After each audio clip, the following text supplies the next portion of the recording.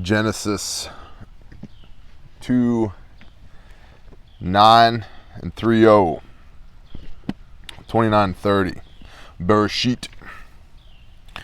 Now, so turn in your Bibles, class. All right. So we talked last week about Esau and Jacob and the inheritance and the robbing of and being a hairy man. You go back and watch that. We have a Shabbat playlist here. You can just go to the Squid and Bear channel, which is where you're watching this, and go to playlists, and you will find there the all of the videos that we've shot thus far. My sister-in-law is walking across the footbridge across the creek as we speak. Good morning. There's coffee. You're welcome.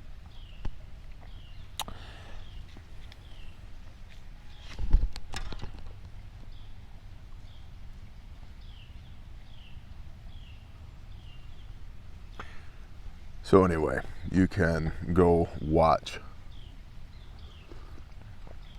those videos to get caught up if you would like.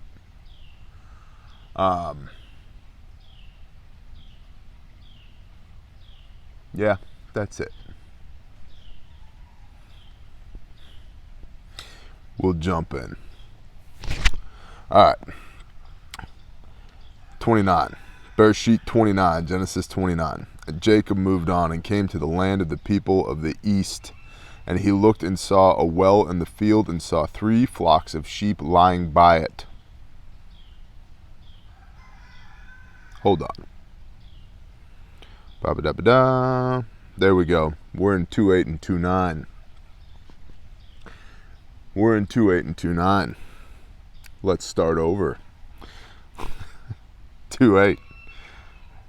And Isaac called Jacob and blessed him and commanded him and said to him, do not take a wife from the daughters of Canaan. Remember, that was an issue that Isaac had with Esau. They were not, they being Isaac and Rebekah, were not fans of Esau's wives. So he says, arise and go to Padan Aram, to the house of Bethuel, your mother's father, Laban, and take a wife for yourself from there, from the daughters of Laban, your mother's brother. And El Shaddai, and the Lord bless you, and make you fruitful, and increase you, and you shall become an assembly of peoples. Now this is Isaac talking to Jacob. Now what did the father tell Abraham? Right? Make you like the stars of the sky, or be fruitful and multiply, right? And that's part of the Adamic covenant. That's from Jump. #Go team. But we have that reinforced here as well from Isaac to Jacob. So 28:4, and give you the blessing of Abraham. Yep. To you and your seed with you, so that you inherit the land of your sojournings, which Elohim gave to Abraham. So Isaac sent Jacob away, and he went to Padan Aram, to Laban, son of Bethuel, the Aramean, to the brother of Rebekah, the mother of Jacob and Esau. Sound familiar? And Esau saw that Isaac had blessed Jacob, and sent him away to Padan Aram, to take himself a wife from there, and that as he blessed him, he gave a command, saying, do not take a wife from the daughters of Canaan. And that Jacob had obeyed his father and his mother, and had gone to Padan Aram. So Esau saw that the daughters of Canaan did not please his father Isaac. Finally, alright, I don't know if y'all followed all that. Isaac says to Jacob, don't take wives from Canaan. Jacob says, roger that, I'll go to Laban's house like you told me, Dad. Isaac says, good job, son. So Esau sees all this, and he's like, Mom and Dad don't like the daughters of Canaan. I'll go get me some wives too. Other wives, other than these wives that I took, that are the daughters of Canaan. Okay, everybody following along here?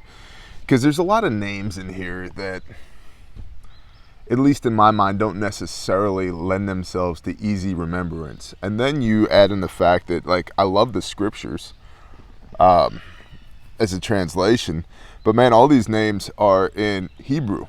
So then I have to translate in the fly from Hebrew to what you have probably in your King James Version or NIV or whatever you're reading out of, so that you have any idea of what I'm talking about.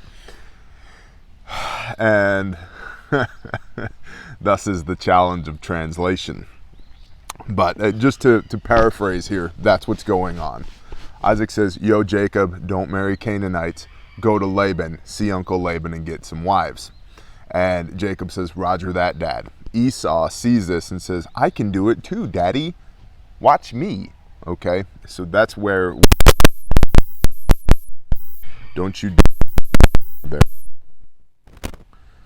All right, y'all, we were just attacked by Siri. That's creepy. Anyway, we shall continue. 28:7. And Jacob had obeyed his father and his mother and gone to Padan Aram. So Esau saw that the daughters of Canaan did not please his father Isaac. 9. And Esau went to Ishmael, and remember Ishmael, Hagar, Abram, Ishmael. Okay, so he went to Ishmael and took Mahalath, the daughter of Ishmael, Abraham's son, and sister of Nebaioth, to be his wife, besides the wives he had. So he took a third wife. Okay. And he came upon... and Jacob went out from Beersheba and went toward Haran. And he came upon a place and stopped over for the night, for the sun had set. And he took one of the stones of that place and put it at his head, and he lay down in that place to sleep. He's tired. He's taking a nap. And he dreamed. This is Genesis 28:12. Bereshit. And he dreamed, and he saw a ladder set upon the earth, and its top reached to the 7 heavens, and saw messengers of Elohim going up and coming down on it. Jacob's ladder, with angels going up and down the ladder in this dream that he had. And see, Yahweh stood above it and said, I am Yahweh Elohim of Abraham your father and Elohim of Isaac. The land on which you are lying, I give it to you and your seed. And your seed shall be as the dust of the earth, and you shall break forth to the west and to the east, to the north and to the south, and all the clans of the earth shall be blessed in you and in your seed. Okay, does this sound familiar? And see, I am with you, and shall guard you wherever you go, and shall bring you back to this land. For I am not going to leave you until I have done what I have spoken to you. And Jacob awoke from his sleep, and said, Truly Yahweh is in this place, and I did not know it. And he was afraid, and said, How awesome is this place! This is none other than the house of Elohim, and this is the gate of heavens. And Jacob rose early in the morning and took the stone that he had put at his head and set it up as a standing column and poured oil on top of it. He anointed it. And he called the name of that place Bethel, or Bethel. However, the name of that city had been Luz, or Luz, previously. And Jacob made a vow, saying, See, Elohim is with me, and has kept me in this way that I am going, and has given me bread to eat and a garment to put on. When I have returned to my father's house in peace, and Yahweh has been my Elohim, the Lord has been my God, then this stone which I have set as a standing column shall be Elohim's house. And of all that you give me, I shall certainly give a tenth to you. Okay. That's the end of 28. There is a lot of commentary on Jacob's ladder. There is Judaic rabbinical teachings on this. There is Christian teachings re the Messiah and the Messianic covenant on this. There are Islamic teachings on this. Somebody just shot a deer rifle over there. There are Gnostic teachings on this.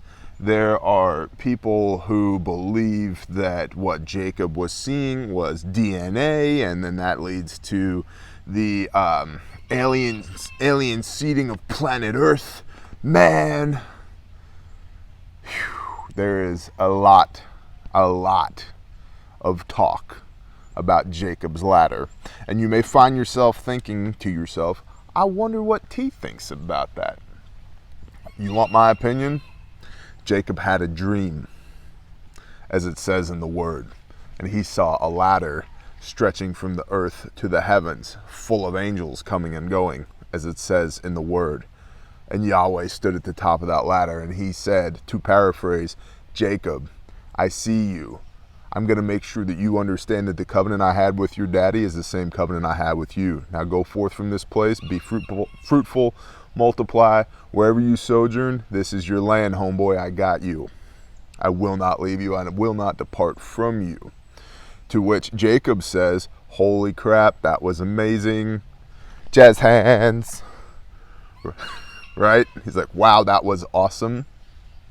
The Lord put this food in my stomach and this shirt on my back, and wherever I go, he will be with me. And when I return to my place of dwelling, truly, when the Lord prospers my way and I return from whence I came, truly I will know that the Lord is my God. Yahweh is my Elohim. That's what I believe. Why? Because that's what it says in this book. Could there be more to it?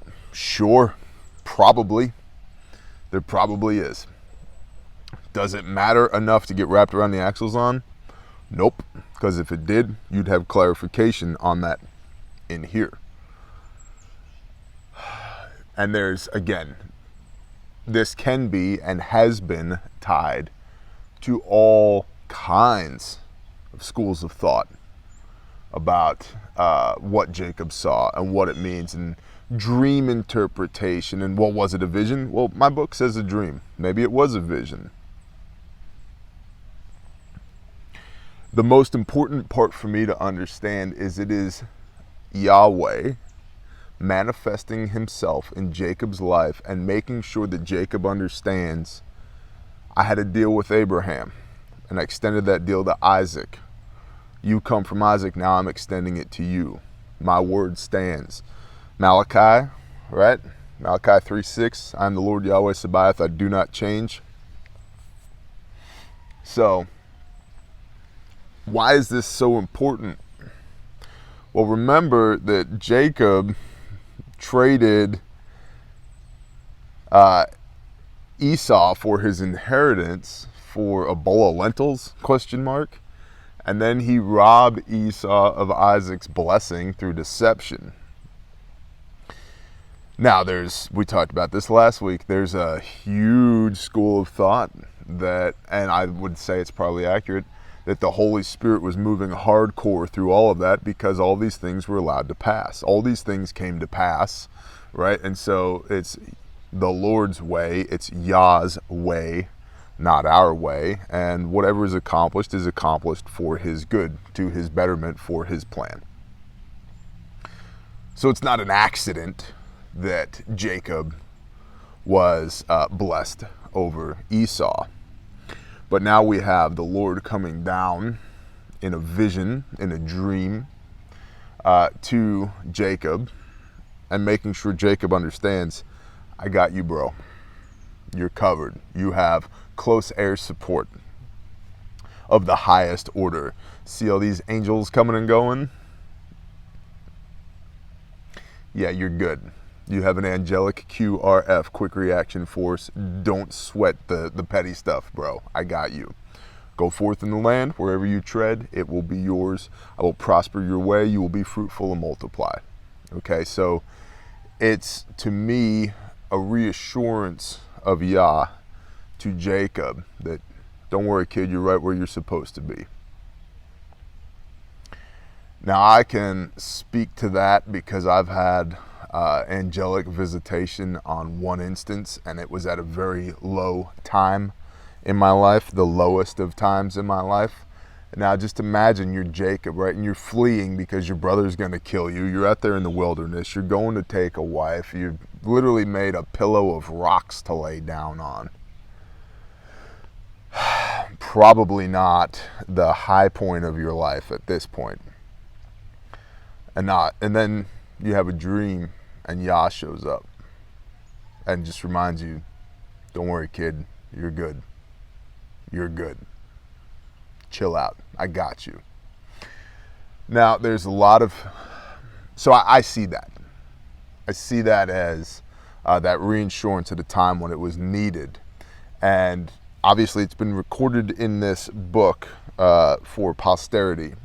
We would have this story in perpetuity for all time until the end days, when we know that there will be a famine for the word. But that we would have this story to inform us and encourage us and let us know that, yep, Jacob was the guy. Abraham, Isaac, and Jacob, because he had this vision where the Lord said, look, I'm passing on all my blessings from Abraham through Isaac to you. That's how I interpret it, because that's what it says in this book. Could there be more to it? Sure. There's lots of people who believe that where he built that pillar is ultimately where the temple ended up standing. On Mount Hebrew word that I don't remember. Mount Moriah. There we go. Possibly. I don't know. Conjecture. It does not say in here, and then Jacob did all this on Mount Moriah, and then the temple popped up. Or at least if it does, we haven't made it there yet. Dun, dun, dun. I mean, so obviously I digress here, right? These are T's words, Brother T, at this level with you, telling you, what do I think about all this? I'm one of those people that reads the Bible word for word, and what it says is what I think. And if I can't wrap my head around it, I don't know enough yet. But I will. And the Lord will put somebody in my life, or somebodies, as he has done repeatedly, to clarify these things and instruct and inform me. And then I'll bring it to you, to y'all, because that's what I do. As I've said before, I don't ever intend to preach, but I wanted to stop and take a moment with Jacob's ladder, because there's so much attached to it. There's so much what if could be. What if could be. What if all those Powerball tickets I bought when I lived in Texas had hit? What if? Doesn't matter, because they didn't, and here we are. What matters is that Jacob was reinforced by Yah through a vision, and that there's a clear reference to the covenant of Abraham passing into the hands of Jacob for his stewardship and for his blessing. The continuation of the Elohim, the God of Abraham, Isaac, and Jacob, is what's important here. Not whether or not he saw angelic DNA beaming from heaven. That's pure conjecture. It could be fun to discuss with an adult beverage in hand around a bonfire. I'm totally on board with that. But at the end of the day, we have what we need. Not necessarily what we want, but we have what we need in the way of the story of Jacob's ladder. So with that, everybody hydrate. By the way, feel free to email with questions.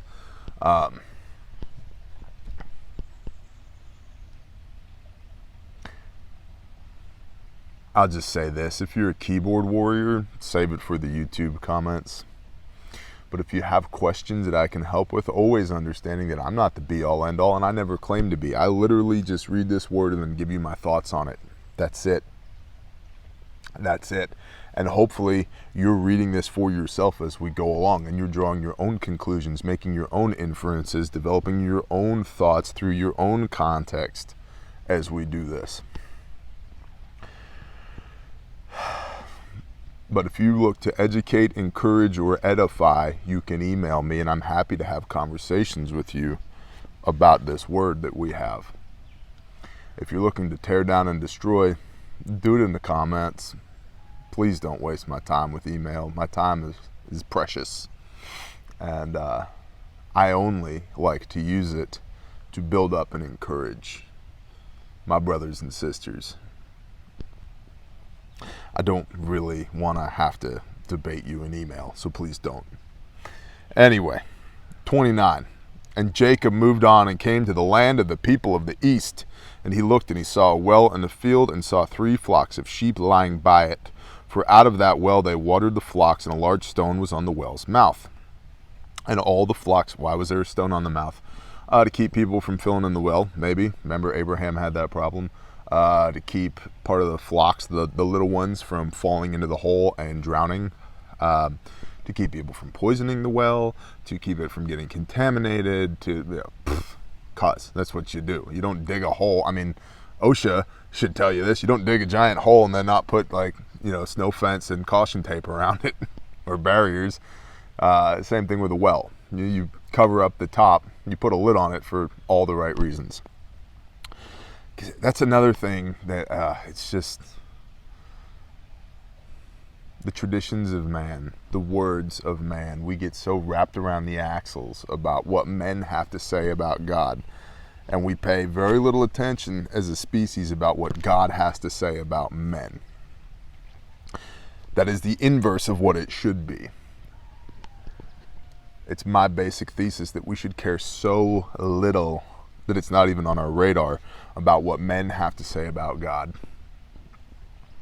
And we should be consumed with what God has to say about men, because this book is in large part a stories of the interrelation between the Most High and man. Him coming and meeting us where we're at over and over and over again. Isn't that the story of the Messiah? Can't do it alone. I'll meet you where you're at. I'll get you through. But this stone on a well, even that is a point of contention amongst scholars, which says to me, you have too much free time if that's what you're going to get wrapped around the axles on. Go dig a well in Africa. That's going to be a lot more important than you sitting behind your keyboard and arguing over whether or not there was a stone over a well, and if so, why. Breathe. Everybody breathe. Tiger pose. Rawr. All right. Good. And all the flocks would be gathered there, and then they would roll the stone from the well's mouth and water the sheep and put the stone back in its place on the well's mouth. So Jacob said to them, my brothers, where are you from? And they said, we are from Haran. And he said to them, that's cool, me too. No, he didn't. And he said to them, do you know Laban, son of Nahor, my uncle Laban? And they said, we know him. And so he said, is he well? And they said, well, and see, his daughter Rachel is coming with the sheep. And he said, see, it is still high day, not the time for the livestock to be gathered together. Water the sheep and go feed them. So what are you guys doing? This isn't how it's done. And they said, we are not allowed until all the flocks are gathered together, and they have rolled the stone from the well's mouth, then we shall water the sheep. So they're doing this in communion so that all the flocks get watered at the same time. Basically, what Jacob is saying here is, why are y'all standing around not watering your sheep, waiting for Rachel to get here with her sheep? Why don't you just go one at a time and get it over with? And he's like, isn't it not the middle of the day? Why are you standing in a field waiting to water your sheep? Just water your sheep, bro. They're like, that's not how we do it. We wait till we are all gathered together, and then we do this all together. While he was still speaking with them, Rachel came with her father's sheep, for she was a shepherdess. And it came to be, when Jacob saw Rachel, the daughter of Laban, his mother's brother, and the sheep of Laban, his mother's brother, that Jacob went near and rolled the stone from the well's mouth and watered the flock of Laban, his mother's brother. So he sees her, he sees the sheep, he rolls the stone away, he waters her flock, which she is tending for Laban. Okay, everybody got it? Everybody up to speed? Okay, recap. Jacob walks into Haran, and he sees 3 flocks in the field and 3 dudes standing there. Why aren't you watering? Oh, we're waiting on Rachel. Rachel shows up. She is the shepherdess of Laban's sheep, her daddy. And Jacob sees the sheep, sees Rachel, rolls the stone away. They get busy watering the flocks. Okay. Go team. 29:11. And Jacob kissed Rachel and lifted up his voice and wept. And when Jacob told Rachel that he was her father's relative and that he was Rebekah's son, she ran and told her daddy. In a good way. And it came to be, when Laban heard the report about Jacob his sister's son, that he ran to meet him and embraced him and kissed him and brought him to his house. And he told Laban all of these matters. And Laban said to him, "You are indeed my bone and my flesh." And he stayed with him for a new moon. So he spent a month there. And Laban welcomed him into his house and recognized him as family. You are indeed the bone and my flesh and all the blah, blah, blahs, right? So they exchanged bona fides. And he stayed there a month. I don't know whether or not he and Rachel kept making out. It doesn't say, but you can only guess if they're kissing each other the first time they lay eyes on each other. Probably.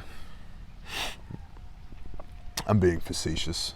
Please don't write me angry emails over that. Okay. And Laban said, "You are indeed the bone of my flesh, and stay here a month." And then Laban said to Jacob, "Because you are my relative, should you therefore serve me for naught, for nothing? Are you going to do all this work for nothing, just because we're relatives? Let me know, what should your wages be?" And Laban had 2 daughters. The name of the elder was Leah, and the name of the younger was Rachel. And Leah's eyes are weak, but Rachel was beautiful of form and beautiful of appearance. And Jacob loved Rachel, so he said, "Let me serve you 7 years for Rachel, your younger daughter. I'll trade you 7 years of my labor for Rachel. Those are my wages."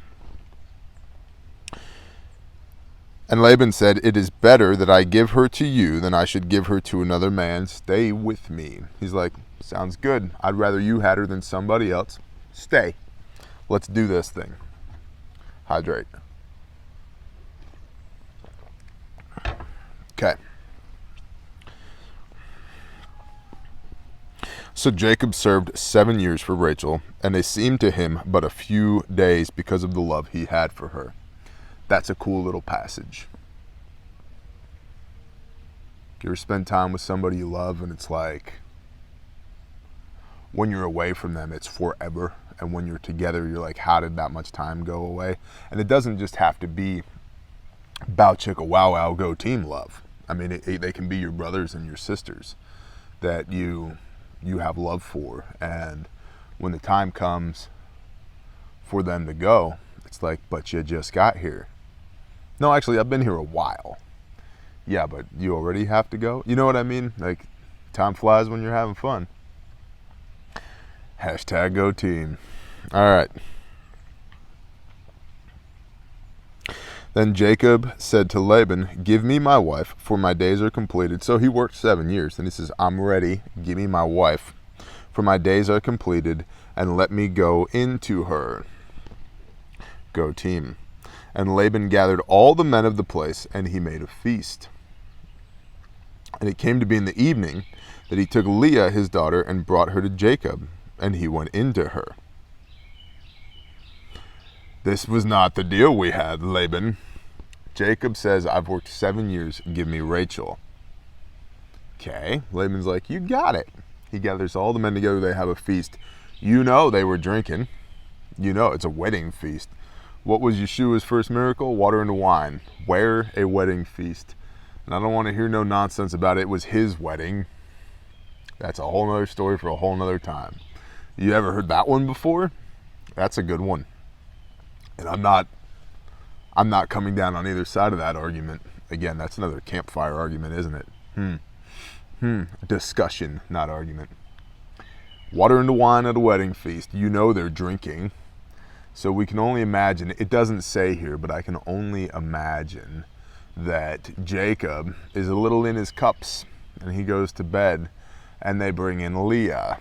And she's probably all wrapped up, you know. She wasn't wearing some little something from Fredericks of Hollywood, you know. She's probably all wrapped up and comes walking in there and they do their thing. Oh no, it's Leah. This was not the deal that we had.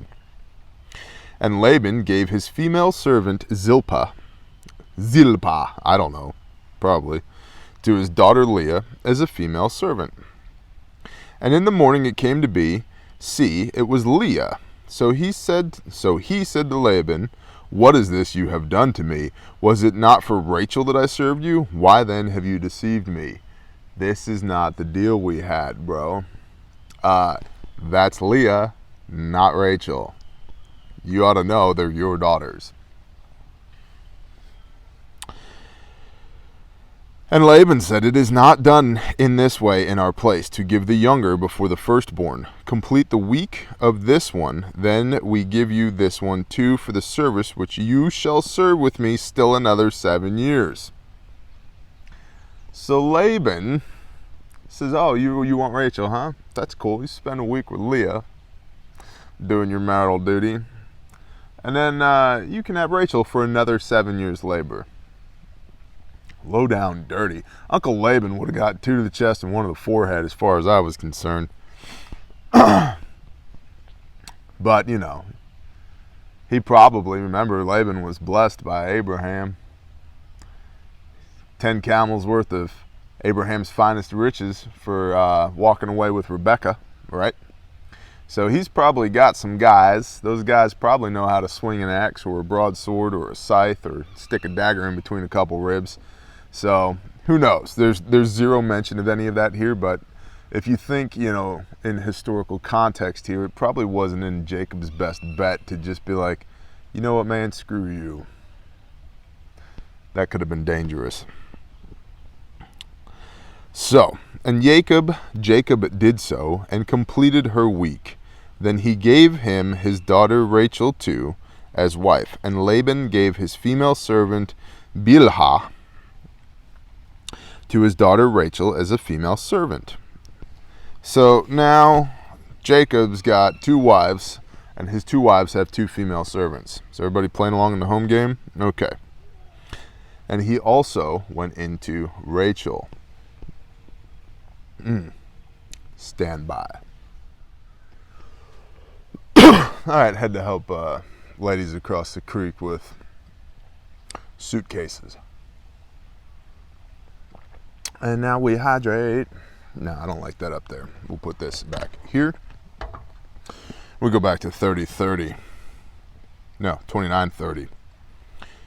So, you know what? We'll go back to 29:29. And Laban gave his female servant Bilhah to his daughter Rachel as a female servant. And he also went into Rachel and also loved Rachel more than Leah. And he served with Laban still another 7 years. So now Jacob has 2 wives, as I said. His 2 wives have 2 maidservants, and Jacob has done his marital duty, teamed, with Leah and Rachel. He wanted Rachel. He got Leah in the bargain because Uncle Laban is a shyster. Okay. And Yahweh saw that Leah was unloved, and he opened her womb, but Rachel was barren. And Leah conceived and bore a son, and she called his name Reuben, for she said, "Yahweh has looked upon my affliction, because now my husband is going to love me." He's got kids. He's got a kid by her now. Like, he's going to show up at her house and hang out now. Yeah, they didn't necessarily live together either. That's another thing to consider. He will pass by her tent more often now because they have a child together. Things to think about. And she conceived again and bore a son, and said, "Because Yahweh has heard that I am unloved, he gave me this son too." And she called his name Simeon, or Shim apostrophe on, if you read the Hebrews. And she conceived again and bore a son, and now this time my husband is joined to me, because I have borne him 3 sons, so his name is called Levi. Are these names starting to sound familiar? They will.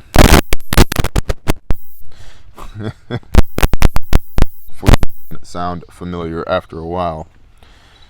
And she conceived again and bore a son. Now, okay. Let's just be honest here.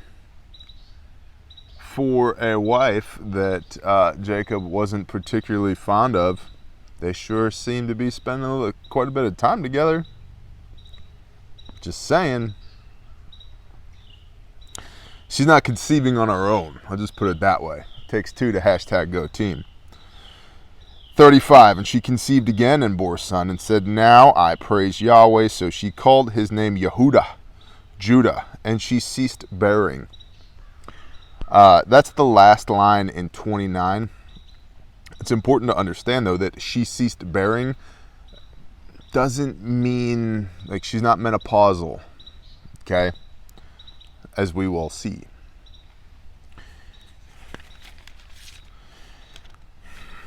You know what? Let's just do 32. We're here. And when Rachel saw that she bore Jacob no children, Rachel envied her sister and said to Jacob, give me children or else I'm going to die. We don't know if she's being dramatic here. We don't know if she's holding a knife to her wrist. We don't know if she's just, emotionally distraught.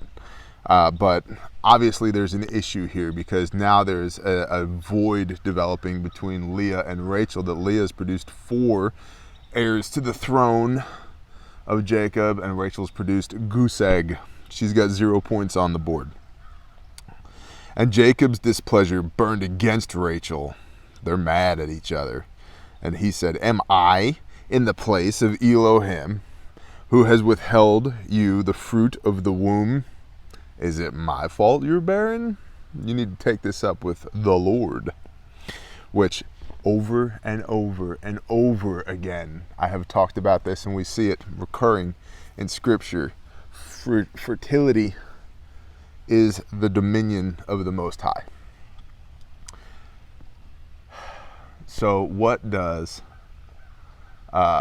Rachel do, right? She's got an issue with this, so she brings it to Jacob. Leah has an issue, and she brings it to Yahweh. She's got 4 sons. Rachel has an issue. She brings it to Jacob. She's got 0 sons. That's part of the teaching there, as I understand it. 33, and she said, see my female servant Bilhah, go into her, and let her bear for me, and let me be built up from her as well. Last time the Hebrews tried this, we ended up with Ishmael. I'm just saying. So she gave him Bilhah, her female servant, as a wife, and Jacob went into her. And Bilhah conceived and bore Jacob a son. And Rachel said, Elohim has rightly ruled my case, and he has also heard my voice and given me a son. So she called his name Dan. Rachel's female servant Bilhah conceived again and bore Jacob a second son. And Rachel said, with great wrestlings I have wrestled with my sister, and I have overcome. So Rachel overcame by the womb of her maidservant. I would question that. This sounds more like the machinations of men and women than the hand of the Father to me. But hey, it's in the book, so we'll just read it. So she called his name Naphtali.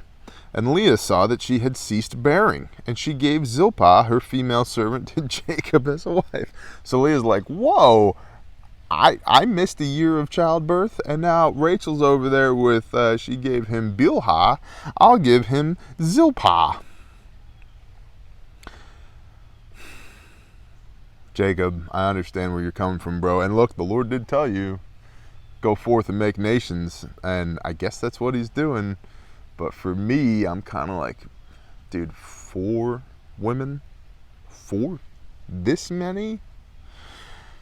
Whatever, dude. Okay.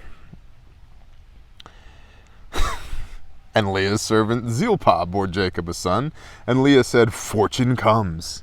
Yes, go team. And so she named him Gad. And Leah's female servant Zilpah bore him a second son, and Leah said, I am happy, for the daughters shall call me happy. She's like, now, yeah, the ladies are going to know. That's right. Team Leah, 4. We had 4 on the board. And Zilpah scored another point for us. Now we got another point. We're up to 6. Way to go, Zilpah. Put me in, coach. I'm ready to play. And so she called his name Asher. And Reuben went in the days of wheat harvest. Reuben, remember him? One of the first ones out of Leah. I think the first one. Yeah. So that'd be Jacob's oldest that we know of. And Reuben went in the days of the wheat harvest and found love apples in the field. There's another translation for that in the King James, whose name escapes me right now. Something. I don't remember. You have it in your book, I'm sure. Found love apples in the field. And he brought them, mandrakes, and brought them to his mother Leah. And Rachel said to Leah, please give me some of your son's love apples. But she said to her, is it a small matter that you have taken away my husband? Would you take away my son's love apples too? Oh, women. Come on, ladies. I get that, like, there was no Hallmark Channel back then, but there's got to be something better you can do with your time than this emotional infighting. And Rachel said, therefore let him, Jacob, lie with you tonight for your son's love apples. So Rachel traded Leah a night with Jacob for some love apples, mandrakes. And when Jacob came out of the field in the evening, Leah went out to meet him and said, do come in to me, for indeed I have hired you with my son's love apples. I bought me some team time with Reuben's love apples. Get in the tent. Let's bow chicka wow wow. Right? This stuff, I swear, this is an episode of Jerry. And he lay with her that night. And Elohim listened to Leah, and she conceived and bore Jacob a fifth son. And Leah said, Elohim has given me my hire, because I have given my female servant to my husband. So she called his name Issachar, or Yissachar, if you read the Hebrew. And Leah conceived again and bore Jacob a sixth son. And Leah said, Elohim has presented me with a good present. Now my husband is going to dwell with me, because I have borne him 6 sons. And so she called his name Zebulun. We're up to 8 now. Just so everybody's playing along in the home game. Afterwards, she bore a daughter and called her Dinah. And Elohim remembered Rachel, and Elohim listened to her and opened her womb, and she conceived and bore a son. And she said, Elohim has taken away my reproach. And she called his name Joseph, and said, Yahweh has added to me another son. And it came to be when Rachel had borne Joseph that Jacob said to Laban, bro, listen, my father-in-law, listen. Got all these women, got all these kids, and look, I get this. Don't tell my wife, but I have been the only man on property this entire week with 11 women and children. 11.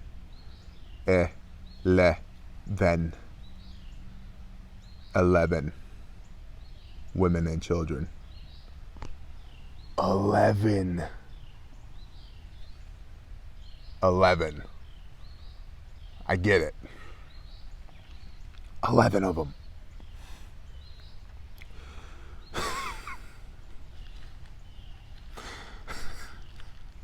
And it came to be that Rachel had borne Joseph. Jacob said to Laban, send me on my way to go to my own place and my land. Dad, I'm out. I had enough.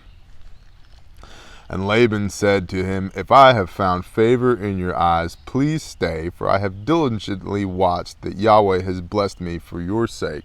And Laban is now basically saying, hey man, this has been a great arrangement. You should stay here, because by simply knowing you, I've been blessed. You think, Laban? You dirty old cheat. I'm not a big fan of Laban. I can see from like a crafty standpoint what he does and why, but come on, man. And he said, name me your wages and I'll give it. Whatever you need, Jacob, I'll give it to you, if you'll only stay. And so he said to him, you know how I have served you and how your livestock has been with me. For the little you had before I came has increased greatly. He's like, look, man, when I got here, your sheep sucked. They don't suck anymore. I've been good to you. For the little you had before I came has increased greatly, and Yahweh has blessed you since my coming. But now, when am I to provide for my own house too? And he said, what do I give you? Laban's like, so what do you want? Jacob says, "Give me nothing. If you do this for me, I shall again feed and guard your flocks. Let me pass through all your flock today. So here's what I want. Give me nothing but this. Let me pass through your flock today, removing from there all the speckled and spotted sheep and all the black ones among the lambs and the spotted and speckled amongst the goats. And these shall be my wages." Okay, so he's going to take, this is what he wants, for 14 years of service, 2 daughters, 2 maidservants, 2 wives, 2 daughters of Laban, and their maidservants, and now this whole like gaggle of children that he's got. He's like, here's what I want. Let me pass through your flock, and all of the speckled and spotted sheep I'll take, all of the black lambs I'll take, and all the spotted and speckled among the goats. Okay, spotted and speckled sheep and goats and black lambs. And my righteousness, these shall be my wages, and my righteousness shall answer for me in time to come. What is righteousness? T's definition of righteousness: doing what the Father tells you to do, when he tells you to do it, how he tells you to do it. Because every time we see righteousness in this book, that's what's going on. Okay. My righteousness shall answer for me in time to come, when you come concerning my wages. Everyone that is not speckled and spotted amongst the goats and black amongst the lambs, it is stolen, as if it is with me. So he's saying, you can come check down the road, and if I have if I don't have what I said I was going to have, or if I have one of yours, count it stolen. See that chicken right there? Look at that. Look at that thing right there. Bum, bum, bum, bum, ba-da, bum, bum, bum, bum, ba-da, ba-da-doo.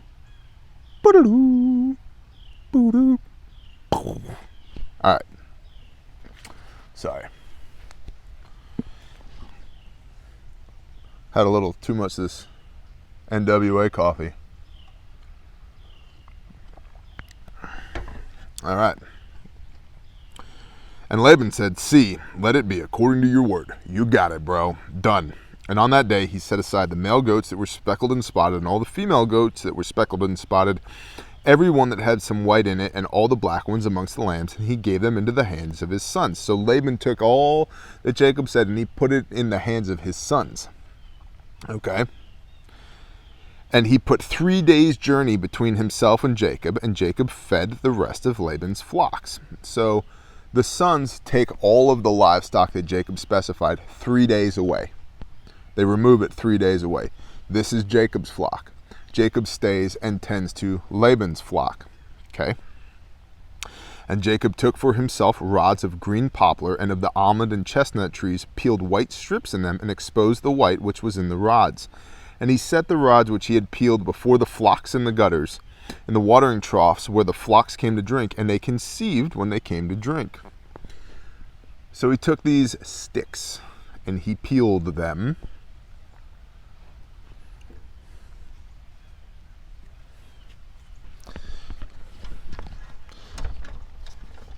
A picture says 1,000 words.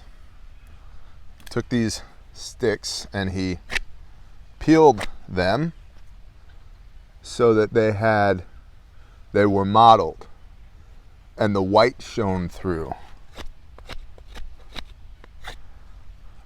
Like that. And he put them in front of the watering troughs so that when the Kershaw super ultra tactical folding knife, so that when the sheep and the goats came to drink, they were looking at this when they were conceiving. When the sheep and the goats were #go teaming, they saw this pattern. Okay, and he set these things up all around the troughs so that the sheeps had mottled colors on the eyes. Like they were literally looking at this. And man, they're okay. Again, what the book says versus what people say. There's all kinds of commentary on this as well. But the idea being that the animals, as they were conceiving, they were visually looking at a mottled color, because if they were mottled, they would be Jacob's. Okay? Got it. So the flocks conceived before the rods, and the flocks brought forth streaked, speckled, and spotted. Okay? And Jacob separated the lambs and made the flocks face towards the street, and all the black in the flock of Laban, but he put his own flocks by themselves and did not put them with Laban's flock. And it came to be, whenever the strong ones of the flock conceived, that Jacob placed the rods before the eyes of the flock in the gutters, so they would conceive amongst the rods and have speckled babies. But when the flocks were weak, he did not put them in, so the weak ones were Laban's and the strong ones were Jacob's. Do you see what he's doing here? He's separating the herd based upon color. The speckled, streaked, mottled ones, right, and the black lambs, those are Jacob's. So when the strong ones are coming to hashtag go team, he puts the sticks out so that they will have mottled babies. And when the weak ones come, he doesn't, so that Laban ends up with the weak flock and Jacob ends up with the strong flock. Thus the man increased very much and had many flocks and female and male servants and camels and donkeys. The end of 30. What in the world does that have to do with anything? Well, if you're paying attention, you can see the dawning of the 12 tribes of Israel. Who's Israel? We'll get to that.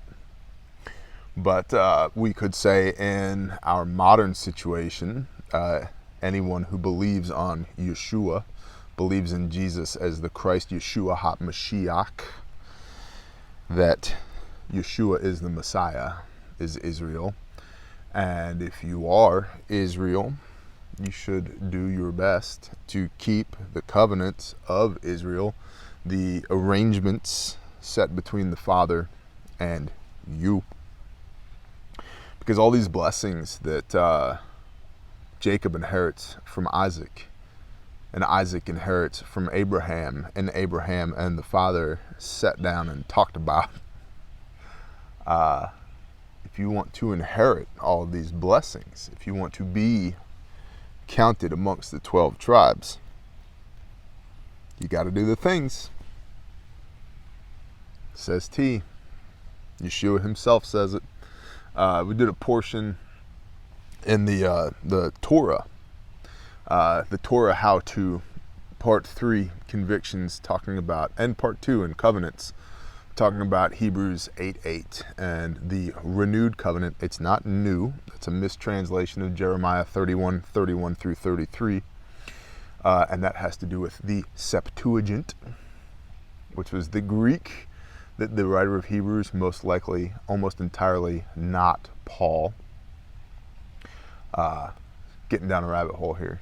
But that translation, renewed covenant, and that the terms of the renewed covenant is that Yeshua would be the mediator between us, and that's in Hebrews 8:6, right there, 2 verses before 8:8, that Yeshua would be the mediator of this new covenant, and that in 8:8 we would have a renewed covenant, and that in 8:10 that the terms of the renewed covenant would be that the laws would be written on our heart.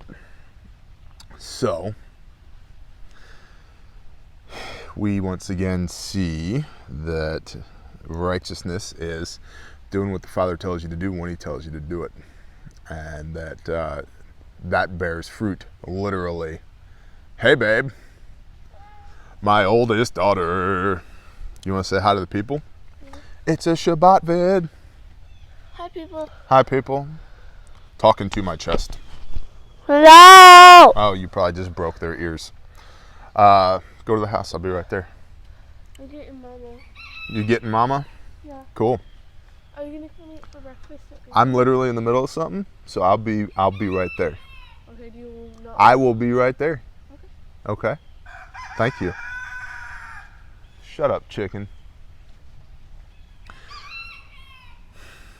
So clearly, my time is coming to a close this morning. But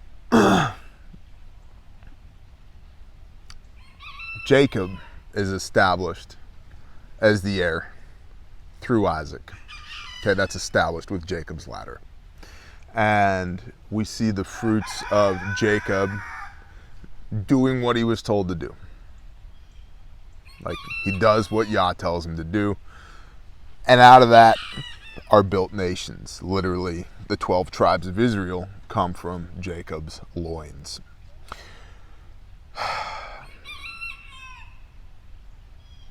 So with that, that's all I got this morning. But I would encourage you guys to stay in your Bible. Keep reading your Bible.